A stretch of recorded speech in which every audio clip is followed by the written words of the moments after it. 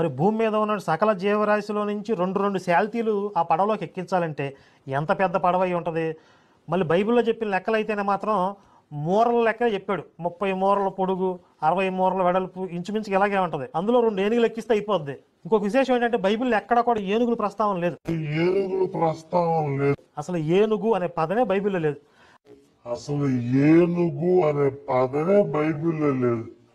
అంటే వాళ్ళకి కళ్ళ ముందు ఉన్నటువంటి ప్రపంచం గురించే చాలా తక్కువ తెలుసు. ఈ మధ్య కాలంలో మళ్ళీ కరుణాకర సుగుణ అంటే వాడు ఏంటి నవ్వులు పాలండి. ఎందుకు చెప్పమంట? ఏనుగులు అనే ప్రస్తావన అంటే బైబిల్లో లేదంట. ఏ ప్రస్తావన లేదు? ఏనుగులు అనే ప్రస్తావన బైబిల్లో లేదు. లేదంటే మీ బైబిల్ మీరు తీసి చూసుకోండి అంటున్నాడు. ఎందుకు లేదయ్యా అని అంటే నోవాహు వాడ కట్టించాడుగా. నోవాహు వాడ కట్టించినప్పుడు ఆ వాడలో 2 ఏనుగులు ఎక్కితే ఆ వాడ ఏమైపోద్ది? సరిపోద్ది. అందుకే ఏనుగులు లేవు బైబిల్లో అంటున్నాడు. ఎంత బుద్ధిహీనుడండి. నవ్వుకుంటారు తెలుసా ఏంటి? ఆ కరుణాకర సుగుణ అన్న కూడా జాతిరత్నంగా భావిస్తున్నారు చాలామంది. వాడికి బైబిల్ తెలిసి అంటారా? పోనీ వీడియో క్లిప్ చూడండి. అది ఏమండి నవ్వుకుంటున్నారు అందరూ కూడా. ఎందుకంటే బైబిల్ తెలియదు, ఏమీ తెలియదు. ఏనుగులని ప్రస్తావన లేదు. ఒకసారి చూద్దామండి బైబిల్లో ఏనుగులని ప్రస్తావన లేదు అనేటువంటి స్టేట్మెంట్ ఇచ్చినటువంటి కరుణాకర సుగుణ 2వ దినవృత్తాంతములు 9వ అధ్యాయం 20వ వచనం. 20వ వచనం. మరియు రాజైన సొలొమోనుకున్న పానపాత్రలన్నీయు బంగారుపువై ఉండును. లెబానోను అరణ్యపు నగరంలోనున్న ఉపకరణములన్నీ బంగారంతో చేసినవి.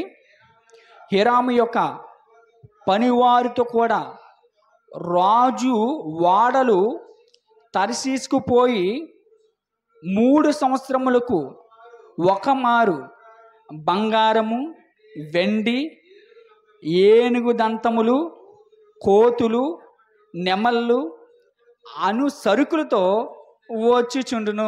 దేనితో వస్తున్నట్టు? ఏనుగులు లేవంటే అండి. ఏనుగులు ఏం చేయాలండి? బైబిల్ని చదివేసిన జాతి రత్నాలలాగా ఏమంటున్నారు తెలుసా?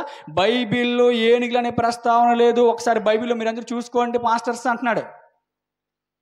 ఏంటి అసలు వ్యాపారాలు జరిగాయంట. వ్యాపారాలు అర్థమవుతుందా? పూర్వకాలంలో ఎక్కువగా వ్యాపారాలు దేని మీద జరిగేవి? ఓడల మీద ప్రయాణించేవారు కాబట్టి ఓడల మీదే ఆ వ్యాపారాలకి సంబంధించినటువంటి ఆ వస్తువుల్ని దిగుమతి చేసుకుంటేవారు, ఎక్స్పోర్ట్ చేసుకుంటేవారు. సొలొమోను గారి కాలంలో ఆయన బంగారు దేవాలయం ఎలా కట్టాడంటే ఇలాంటి వ్యాపారాలకు అనుమతి, ఇలాంటి జ్ఞానం ఉంది కనుకనే ఆయన ఏం చేశాడు? బంగారు దేవాలయాన్ని కట్టాడు. అందుకే తర్షీషుకుపోయే వాడ విషయంలో అది చాలా చోట్ల రాయబడింది. ఎందుకంటే వాళ్ళు ఎక్కువగా వ్యాపారాలు వాడల మీద చేసేవారు అప్పుడు. ఏమండి మొన్నటి వరకు కూడా ట్రైన్ లేనప్పుడు ఎక్కడ జరిగేవండి వ్యాపారాలన్నీ? కూడా వాళ్ళ మీద కదా, షిప్పుల మీద జరిగేవి. ఇప్పుడంటే ట్రైన్లోని కొన్ని చేస్తున్నారు, కానీ కొన్ని చేయలేనివి కూడా షిప్పుల్లోనే జరుగుతున్నాయి ఇప్పటికి కూడా.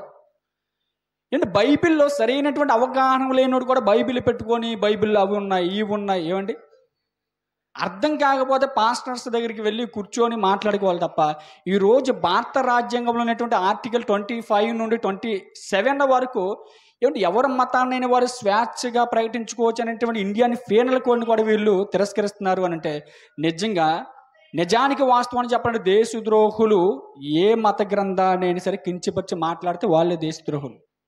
నీ మతాన్ని నువ్వు స్వేచ్ఛగా ప్రకటించుకో, కానీ పరమతాన్ని దూషించే దేశించే హక్కు మనకు లేదండి.